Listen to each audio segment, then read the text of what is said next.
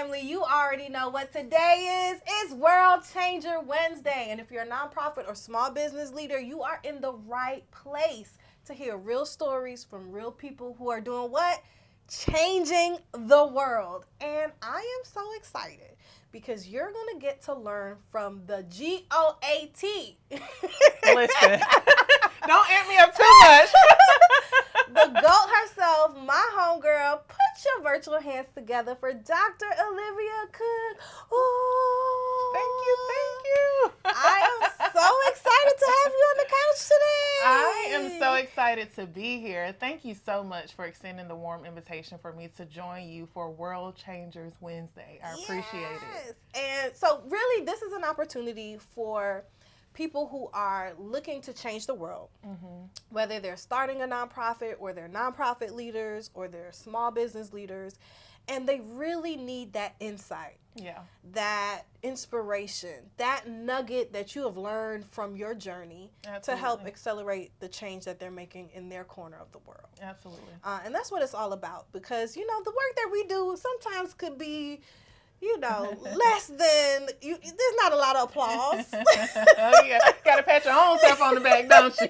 You got to pat your own self on the back. And being a starter, being a founder, being someone that has the ingenuity to like stand a program up, stand a nonprofit up, stand a business up, takes a certain level of grit, determination, and resilience. Oh, absolutely. So tell us about yourself. Like, how did the journey of Dr. Olivia Cook to who you are today, how did it start? Absolutely. I appreciate that question. And again, thank you so much for the invite for today. So I am from Auburn, Alabama, born and raised, recently moved here to Birmingham about 2.5 years ago, and moved here because of an exciting opportunity, being able to serve as the executive director of the Center for Economic and Social Justice at Miles College, and also an assistant professor in political science.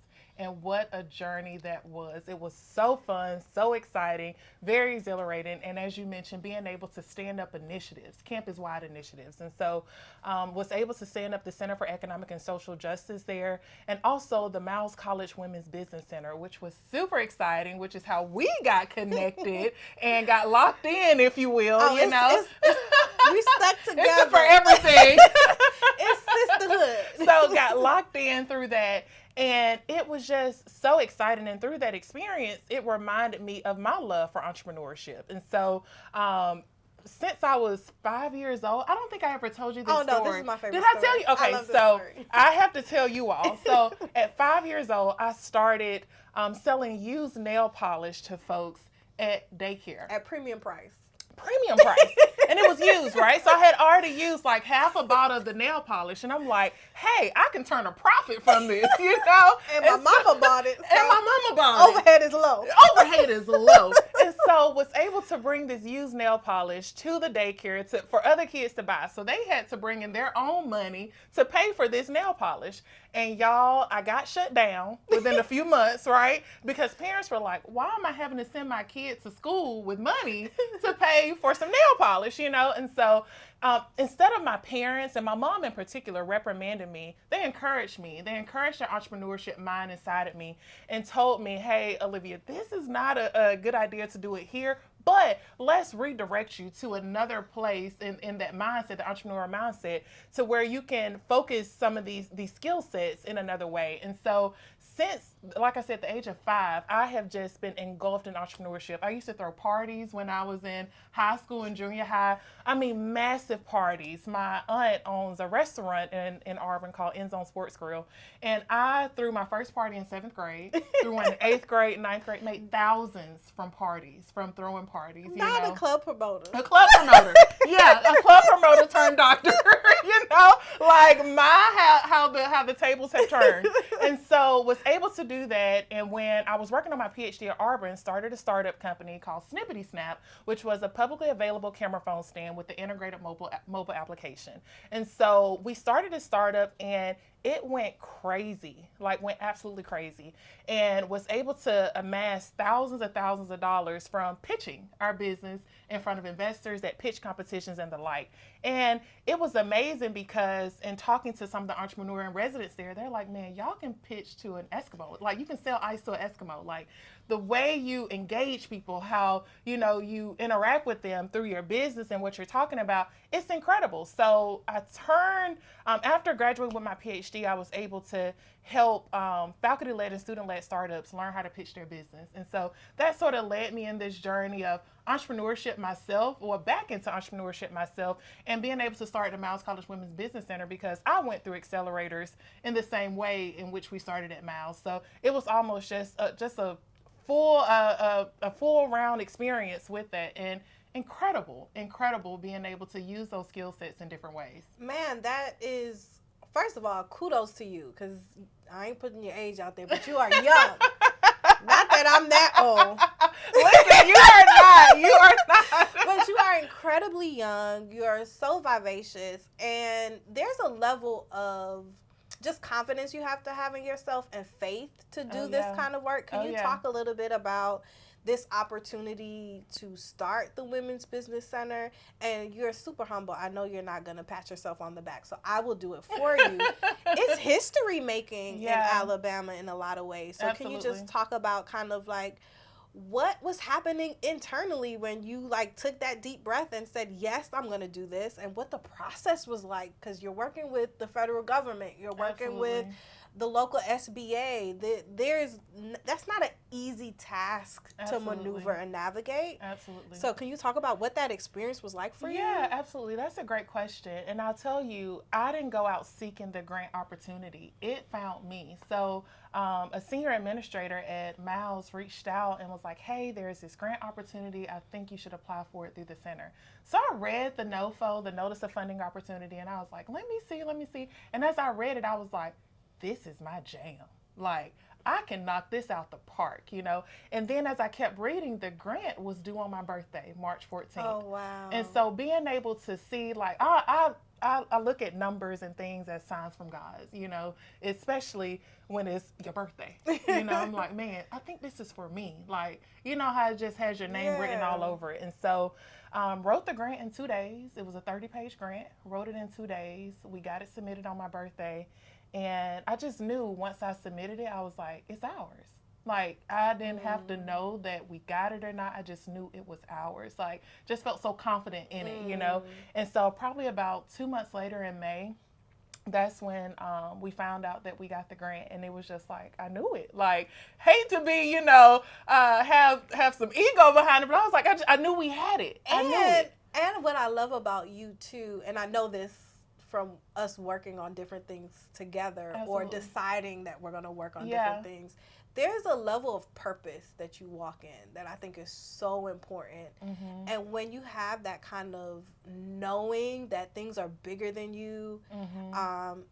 And I think this is why we geek out and love each other so much, Yes. is that we are really serious about helping people. So Oh, yeah. I don't even think it's like ego. It's just like a godlike confidence. A godlike confidence. Like, you have said a mouthful there, especially when you know you're walking in your purpose, right? Especially when you know that what you're doing is purposeful, And so for me, I'm like, man, I know this is for us. Like, it just won't miss us, So being able to be one of 10 HBCUs in the nation to receive something like that was and one of the first huge.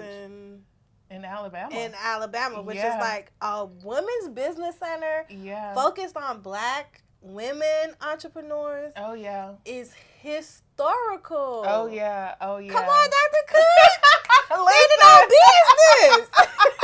Yes, I'm here for it. But it has been incredible. And even through my time at Miles, I'm like, okay, how can I use myself and my skill sets in other ways, and being able to help other organizations, other people, other institutions do some of what we're doing here. And so it was last August 2023 was when I decided to when I decided to make that leap of faith, if you will, and transition to full-time entrepreneurship and start my own business, OVA consulting firm, where I help other people and organizations maximize their potential. That is my goal, right? That is my goal, to be able to help in different ways, whether that be through program management and evaluation, policy recommendation and analysis, professional speaking and writing, so many different avenues that I'm able to help. Teaching and training, absolutely. And so being able to help in those different ways on different impact areas, right? Well, in different impact areas, whether that be health, entrepreneurship, economic and community development, DEI. So being able to help in those ways because I know I can make impact and substantive impact, right? And so that's why I really went off on my own because I knew, I said, Olivia, if you can do it here, you can do it anywhere. Ooh, so talk about that moment, right? Because I feel like we're in this season where everyone's an entrepreneur or wants to be an entrepreneur. And when we talk about AI and like all of these different things, we're noticing that there are certain skill sets and frameworks that really are important for establishing your credibility as an entrepreneur, your sustainability. So you've created this amazing organization, and now you're standing at this critical point where you're going to take this leap into full-time entrepreneurship. Absolutely. What did you lean on? Like, what were the things that you were like, I've did it before, I can do it again, but this is what's going to be my legacy. This is going to be what I am pushing forward with this time. Absolutely. So for me, of course, change is scary. Ooh, say that again. Right? Change is scary. And so being at that moment, I'm like, okay, God, tell me what you want me to do. Tell me how you want me to move. Tell me how I need to maneuver during this season because I feel like I'm being stretched. I feel like I'm being pulled in a different way. And tell me, and it may look different for everybody else, right? Because everybody else may be like, well, why are you leaving? What's going on? I don't understand. Everything's perfect. Everything is perfect. Why? And so for me, it's like when you're able to hear from God and you know you have heard from God, you know, you walk in that way regardless of what other people may think. Right? You walk in that way. And so being able to hear from him and know that this is what I want to do and this is what he wants me to do. I walk in it, right? And I know that, hey, I got an army of the Lord behind me. You know, so whatever room that I'm in, it's going to shift towards me. It's going to come my way because I know that he's with me. Huh? And so... come on, the preacher came out. I'm getting happy. I know that he is with me. And so it was definitely, like I said, change is scary. But when you have faith, anything that stands in front of you won't be there anymore. Yeah. And I'm so proud of you. I remember the conversations we had during that time. Girl, don't you go get me to tearing up in here. And just the uncertainty. And I know what that feels like when you build something that you love. And you get that call from God to go deeper. Oh, yeah. That is scary is one way to put it. It's terrifying. Because all the things that you have hold close and hold dear, God is daring you to let it go. To fill you up even more. And trust him. Trust his timing. Trust his word. If he said it, it's going to come to pass. If it's a dream that you have inside of you, he's going to fulfill it. Because who put the dream there? Nothing returns to you void if it's from him. It doesn't come back to you void. So he's going to fill it, you know. So for me, I'm like, man, okay, God, if this is what you really want me to do, you're going to open them doors, you know. And he did. He did, you know. And it was just like, okay, God, I see that door open. Am I supposed to walk through it? Oh, yeah, you run through it. It's yours. Oh, another one open. Am I supposed to walk through it? Oh, yeah, that one yours too. And so when it comes one after another and it's blessing after blessing, I'm like, it has to be from him. Yeah. It ain't something I did. I didn't go seek it. Yeah. It came and sought me because God's best will always chase you down. That's tweet. You know, it will always chase you down. God's best will always chase you down. I love that. Talk a little bit about how you've maneuvered in this season, and you know, there's outside of just what you're building, the types of projects that you're working on, and we could talk about that too if you want to. But you're also personally moving into an. Ooh, say that! Say that! Okay. Shout out to Travis. Hey, Travis. Just give him a little. Okay. God has truly blessed you as you like walked into this newness, and Yeah. I'm so excited for you. Shout out to our brother Travis, who did the right thing. Okay. And got the right ring, y'all. Okay. It's perfect for you. It is so you. So talk about like that exciting pivot as you're growing like differently, right? Because being single and standing up a business but now you're like meshing your life together. Oh yeah. And I don't know if you want to talk about how y'all met because it's the funniest story. Listen. When I tell you, so we met.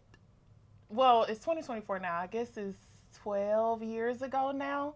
But at the time, we met in 2022, which was 10 years ago. And so we met during undergrad at Auburn University, both of us in engineering, both of us, he's a Q, I'm a Delta, and of course, we at a house party, right? It's a match made in heaven. At a house party. The only problem, you wasn't on the HBCU, but I let y'all have it. Y'all know I'm big on my HBCU.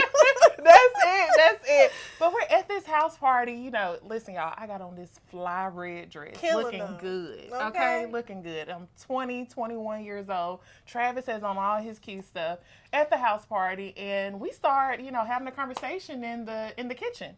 And so we're just talking, and the conversation lasts at max 2 minutes, and he did not ask for my number. And let me tell you, I said, how you pass this up? How? You know, what's good? Did you have a red dress on? The red dress on. Travis. How you pass this up? And so we never saw each other again after that for 10 years. And so we reconnected in April 29th, 2022 for me, and it was May for him because he was in Australia. So he was on deployment in Australia, and they are about 17 hours ahead of us, 15, 17 hours ahead of us. And so he reached out to me on Facebook, and I was actually getting ready to get off of Facebook and off of social media in general, because I said, okay, on May 1st, I'm getting off just for a little bit, just to, you know, regroup, right, and establish a more foundation for myself. And literally hours before I'm getting ready to delete all these apps on my phone, I get a message. Miss Olivia, I've been looking for you for 10 years. Just wanted to reintroduce myself. You know, I'm like, where has he been? What is going on? Did like, you ever think about him in those 10 years? Like, what happened to that Q that didn't get my number at the house party? I did because, you know, statistics show that you have already met the person you're going to marry by the age of 21. 22. So you was just carrying him somewhere in your shondo. Yeah, 70 to 80% of us have already met that person. Wow. And I was like, man, and so you get to thinking, like, who did I meet? You know, like, then I went through high school. I was like, I know it ain't nobody in my school, you know. Go through undergrad, go through all those things. And so he crossed my mind because I was like, where has he been? And he was always in a relationship in school. My God. Always in a long-term relationship. Got the nerve to have a girlfriend. Exactly. And so when we reconnected, I was just like, man, where has he been? I got the friend request, got the message. And from that day, that May 1st day, the day I was supposed to get off social media for a while. She been on ever since. Been on ever since. Ain't left. Can't go nowhere. Travis locked it down. Locked it down. And so we got engaged, I guess about 4 or 5 months ago now, my God. December 15th. The most beautiful engagement. My goodness. Good job, Travis. Like, for real. He created a whole separate group chat. With all my friends. And left you out. Just incredible, and it was so amazing. I don't know if I shared this with you. The day before the engagement, 14 is like a very special number for me. My birthday, March 14th. I love the number 14. And so we got engaged December 15th, and the day before, December 14th, I was driving home, and you know how you just have a lot on your mind. You're like, God, okay, you know, I hear you on this. Like, what about this? And you're just talking to God, asking him certain questions. And so as I'm driving home, it's like 9:30 p.m. at night, and I'm getting ready to pull into my parents' neighborhood, and I saw a shooting star. And when I saw the shooting star, I looked, and I had never seen one a day in my life. Never saw a shooting star. And when I saw it, I remember thinking, like, what was that? Because it lit up the entire sky. I'm like, what was that? And so I ended up texting Travis. I was like, man, I just saw a shooting star. What do I do? You know, he's like, make a wish. Like, tell God whatever you want. Knowing he been planning this. Knowing he been planning. I'm about to get engaged the next day. And so everybody know but you. Everybody knows. So I remember sitting in our driveway, getting ready to go into our home. And I just sitting there, and I was like, God, I don't know what you're about to do in my life, but from this day forward, I would never be the same. And so walking to my house, and my mom and dad and brother in there. And so I was like, man, y'all would never believe what I just saw. I just saw a shooting star. Like, oh my goodness, this is so crazy. I said, something special is about to happen to me. And they said, and they're all looking like, what in the world? This lady really hears from God. You have no idea. Yes. And so the next day, it was just like all the things made sense.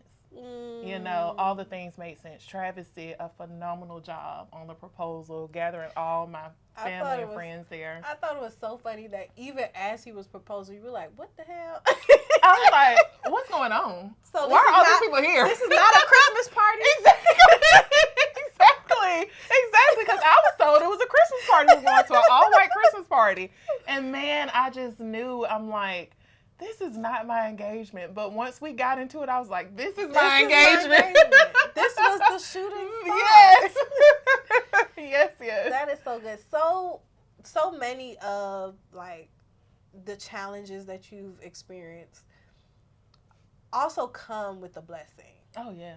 So for that person right now who's in that challenging time where, you know, they're trying to get their work off the ground, they're trying to find funding, they're trying to, what would be a piece of kind of inspiration and a nugget that you would share with them from your experiences during those times? Oh, absolutely. I think for me, just a reminder that it always gets better.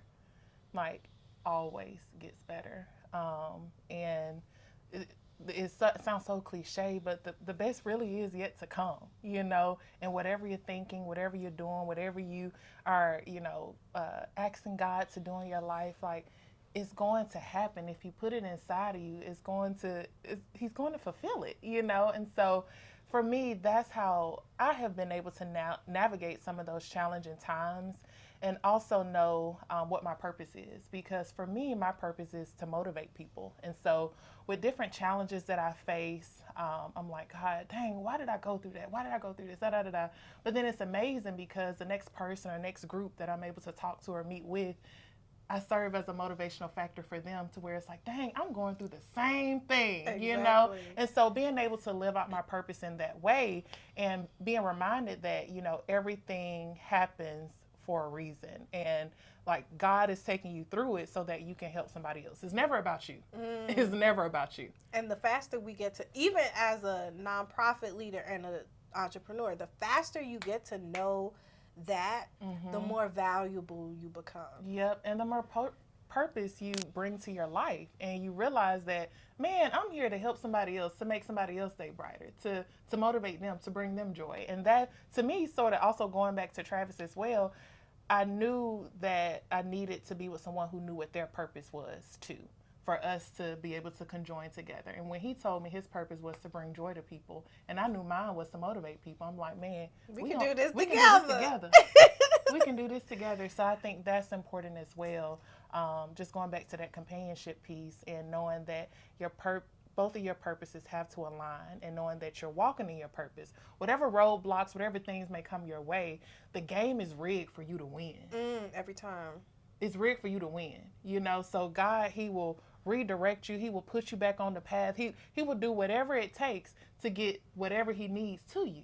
The blessing is yours. It's there. It's already there, you know. So he will walk you in that place and that space. He will shift the hearts of people in the room to make sure you're in the room. So it works out. Yeah, every time. Talk to me about what's next. Oh my goodness. We both smiling because we like we're contemplating. We are planning. Yes. You know, so many amazing things are coming up. I'm unable to talk about a few of them, Yeah, but just in general. but being able to lead up some regional initiatives, that is really exciting. That I'm super thrilled about. That is coming on board, and honestly, being able to, I'm going through this season of like how to brand myself and brand Dr. Olivia Cook, and put myself out there and being able to motivate folks. What does that look like? And I think I mentioned to you about going to an Ivy League and getting a ministerial degree. I don't know, like, what does that look like? And that made me excited too, because I'm like, are we like twinsies in the spirit? That's it. So really surrendering my life to God for him to use me in whatever way that he wants to use me, the best way possible, So for me, it's like, I have all these plans of what's next and what I want to do, but ultimately I'm like, God, you tell me what's next, because I've been trying to write my story for all these years, and you've been shifting, planning, moving, so you tell me what I need to do next, and hey, I'm gonna walk in it. I love it. So how can people who want to get connected with you, follow you, get motivated by Dr. Olivia J. Cook? That's it. Listen, I'm on all the things. So on all social media, it should be Olivia on Purpose. On LinkedIn, Olivia J. Cook on LinkedIn. My website is www.droliviacook.com. Please feel free to reach out. I respond quickly, sometimes too quickly, so please feel free to reach out. I am always available to help, to talk, to listen, to come speak to your organization, to be on projects. So just reach out, and I'm super excited about that what's next, and what is to come through some of these God-ordained connections. Absolutely. And this is not going to be the last time you see Dr. Cook. Listen, she family, right? And we got some stuff happening. That's it. She will definitely be back on the couch. Thank y'all so much. Thank you for rocking with us. I hope you've been enjoying. We too have been kind of pushing ourselves to do more content, put more motivational content out there. And so we appreciate y'all, whether you're tuning in for World Changer Wednesday, Funding Friday, the community, following us on social media. Thank you so much. Dr. Olivia Cook, give us your last nugget for this session. Last nugget. Let's see. So I read a quote the other day on Twitter, and I thought it was phenomenal. And it said, "Good happens fast, great happens slow." Ooh. So let that marinate, let that sink in with you, and just be reminded of, if you're in a waiting season, if you're in a season where you feel like it's just happening slow for you, nothing is moving. Good happens fast, great happens slow. Okay, so slow down and continue to change the world changer, because I know you can. Appreciate you. Thanks for watching.